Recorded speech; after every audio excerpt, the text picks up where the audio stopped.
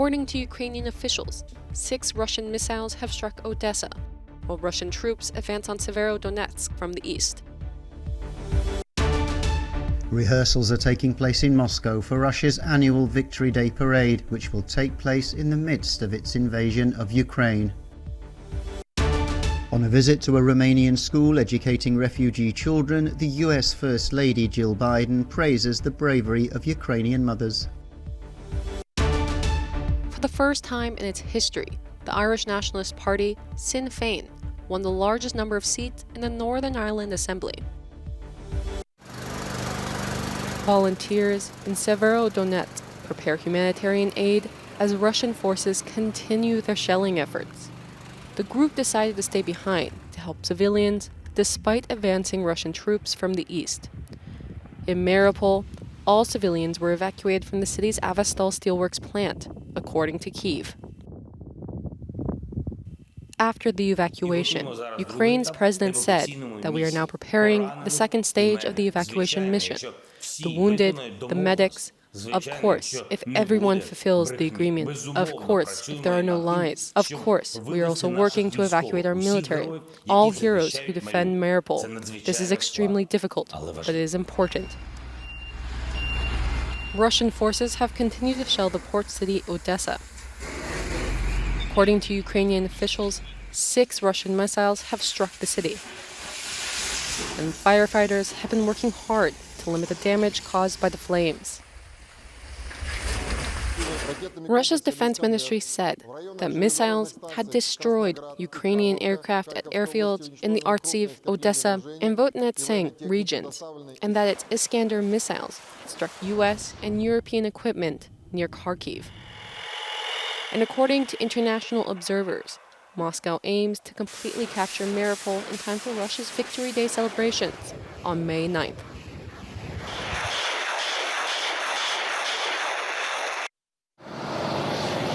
In the midst of its invasion of Ukraine, Russia has been putting the final touches to rehearsals for its Victory Day parade in Moscow.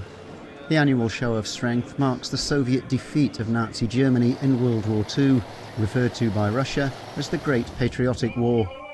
Thousands of soldiers usually march across Red Square in the capital, followed by tanks, armoured vehicles and missile launchers.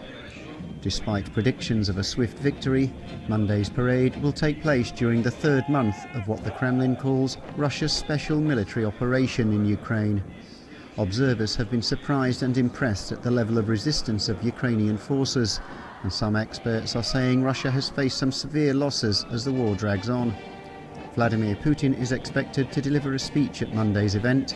Some Western officials say he may declare all-out war on Ukraine or announce mobilization across the country.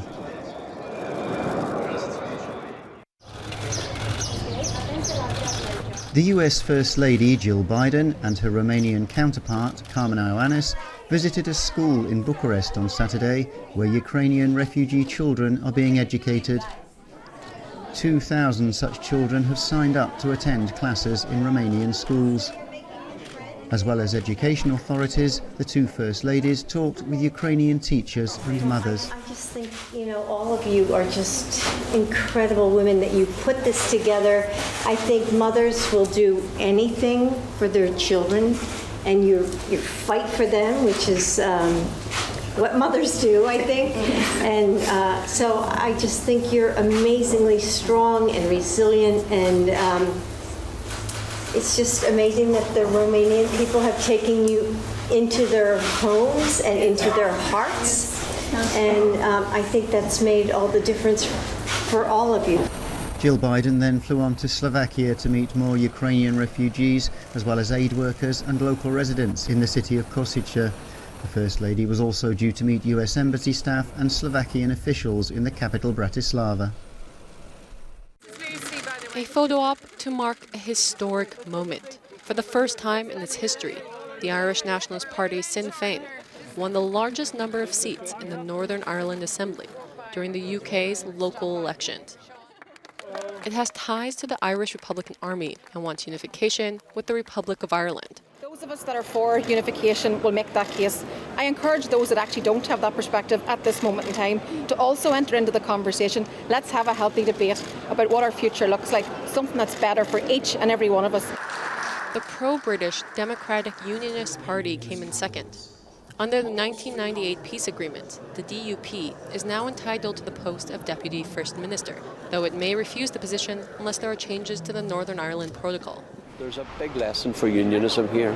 A divided unionism doesn't deliver additional seats at Westminster or indeed at Stormont. That's the reality of the situation. The Cross-Community Alliance Party also received a surge in support. It won 17 seats during the election, its strongest ever result. So you see now this growing middle ground of people who don't want to be defined by religion or by ethnic or national identity. And to me, that's really encouraging and really presents, I think, an opportunity for a new Northern Ireland into the future. The Northern Ireland Assembly will meet next week to nominate its first and deputy first ministers. Afghanistan's Taliban rulers have ordered all Afghan women to wear head-to-toe clothing in public, in a sharp turn towards a more hardline enforcement of religious rules. The Taliban's Vice and Virtue Ministry said only women's eyes should be visible in public, and that the use of the head-to-toe burqa was the best way to ensure compliance. Women who don't wear the hijab firstly should be identified and their guardians should be advised, and the women themselves should be punished, Ministry official SHIR MOHAMMAD said. Secondly, their guardians should be brought to the relevant department for explanation. Thirdly, their guardians should be jailed for 3 days. Fourthly, their guardians should be tried and punished accordingly. Women led protests in the Afghan capital Kabul following the Taliban's seizure of power in August last year. But in large parts of the country, it's religious conservatives who've gained the upper hand over more progressive leaders.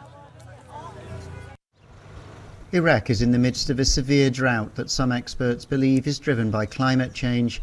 The country's 41 million people are feeling the effects on a daily basis in the form of depleted rivers, desertification and more intense sandstorms.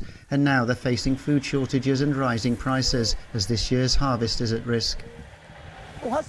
Right now, my family and I are at a loss on how to keep living. I don't have a job or a salary. Where do I go? The state isn't helping us with the water issue. We have a drought and we'll probably not be able to plant in the next year. This year we planted 25%. We won't be able to plant anything next year if things don't change.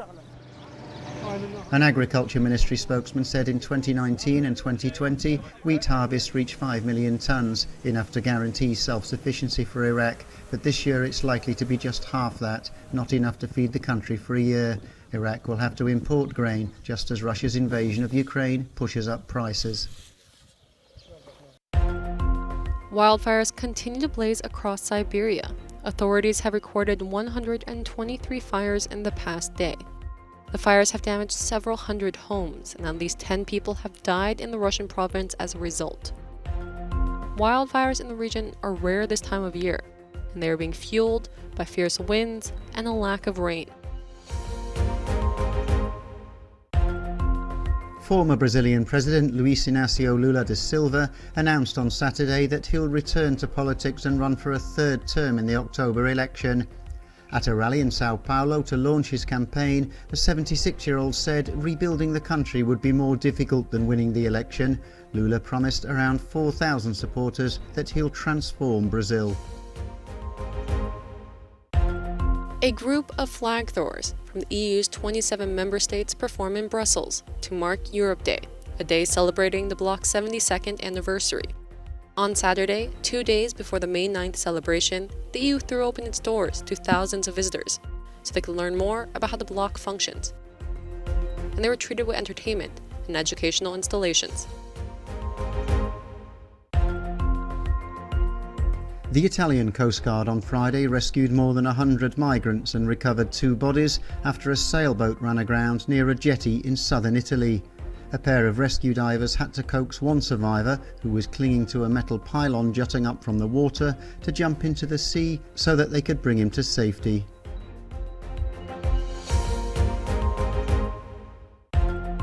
Prince Andrew, Prince Harry, and Meghan, Duchess of Sussex, will not be standing on the Buckingham Palace balcony during the Queen's Jubilee celebration. the question of their attendance was brought up in light of Prince Andrew's sex scandal and family tensions. Instead, only working members of the royal family will join Queen Elizabeth on the balcony on June 2nd.